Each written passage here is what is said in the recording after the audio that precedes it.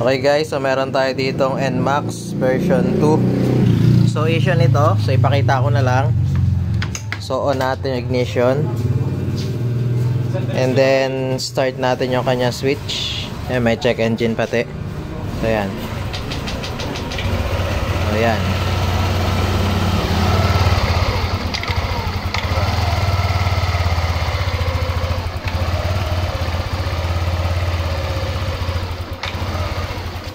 Yan, namatay na. So napansin nyo yung idle niya unstable, and then nababa na taas hanggang sa mamatay siya. So yung ISC nito, so kinalibrate na natin. So okay na yan, tama na yan. And then so after nun, so ganun pa rin siya.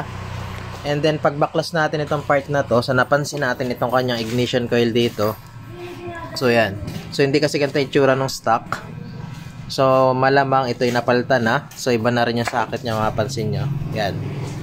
So dapat pas kasi spark plug cap nito, hindi ganito ang tsura, parang pang Raider ata itong gantong tsura ng spark plug cap.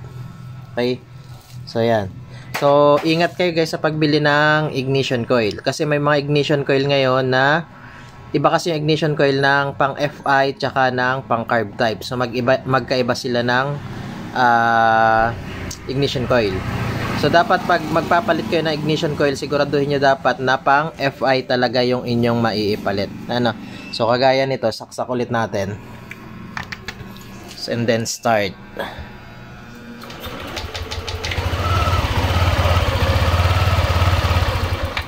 So yun, namamatay siya. Okay? So ngayon try natin siyang lagyan ng ibang ignition coil. So, check na rin natin nga pala ito sa diagnostic tool. So, pag diniagnose niya siya, so, nalabas lang sa kanya na error. Read fault code tayo. So, yan. Punta tayo sa fault code niya ngayon, kasalukuyan. So, meron siyang engine stall detected. So, mahirap mag-start. And then, sa history niya, high idle, ISC, tapos meron siyang P1, EF7, or unknown error. Okay? So, yan. So ngayon, so meron tayo ditong ignition coil ng NMAX version 1. So ito sa motor ko, so tinanggal ko muna yung ignition coil niya para makasure tayo na sigurado yung ating papalitan na parts. So ngayon try natin isaksak ito dito kung magiging maayos yung kanyang takbo. So yan, bunutin lang ninyo itong dalawang to socket. So yan, yung orange tsaka brown.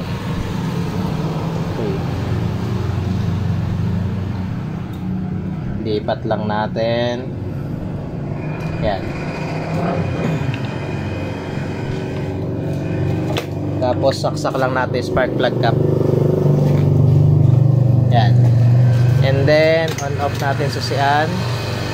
Tapos try natin siya ulit start. So yan. Mapapansin nyo naging stable yung kanyang idle, yung takbo niya. Hindi na rin siya namamatay. So yan, pino na ulit yung tunog niya.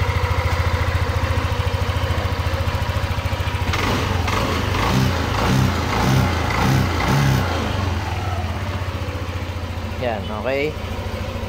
So yan. So para sa mga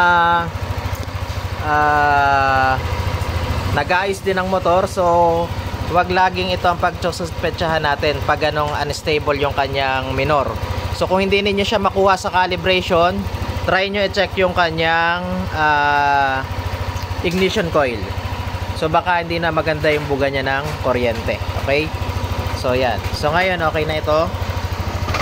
So ang problema nito, wala kasi naubusan kasi kami ng stock ng ignition coil, kaya kinuha ko muna yung na dun sa NMAX version 1 natin, para sigurado tayo na yun talaga yung kanyang sira. Yan. So okay na ulit. So yung check engine nito, i-delete na lang natin. So try natin siya i-delete. So yan. So punta lang tayo sa clear fault code. So okay lang natin yan. And then yes. Okay. Tapos mapapansin nyo, wala na yung kanyang check engine. Okay? So, yun. So, sa mga gusto dyan magpaayos ng motor, so visit lang kayo sa aming shop. So Servants Moto Shop. So malapit lang tayo sa tapat ng PUP. So yan. So yan yung PUP Lopez. So dito lang tayo. Okay? So yan.